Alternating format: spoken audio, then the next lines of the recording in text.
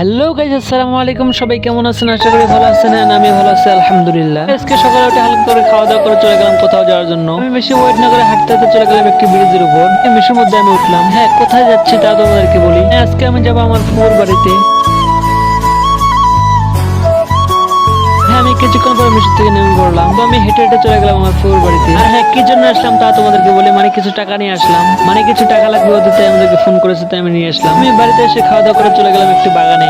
আমার ফুফুদের অনেক বড় বাগান রয়েছে, লিচু বাগান। তো আমি চলে গেলাম লিচু খাওয়ার জন্য। তো এখন আমার লিচু খাওয়া সুস্থ। আমি বেশি ওয়েট না করে দ্রুত একটি মিশর মধ্যে উঠে পড়লাম। আমাকে যেতে হবে আমার নানুর বাসায়। এত কিছুক্ষণ পর চলে আসলাম আমার নানুর বাড়িতে। বাড়িতে আসার পর কিছুক্ষণ পর দিল জোহরে আজান। আর আমি এদিকে চলে আসলাম মসজিদে। তো সেই দেখতে পেলাম অনেকে নামাজ পড়তেছে। তো আমি আমার নামাজ পড়া শেষ। হ্যাঁ, মসজিদ থেকে বাইরে হয়ে উঠে বললাম আরেকটি মিশুতে।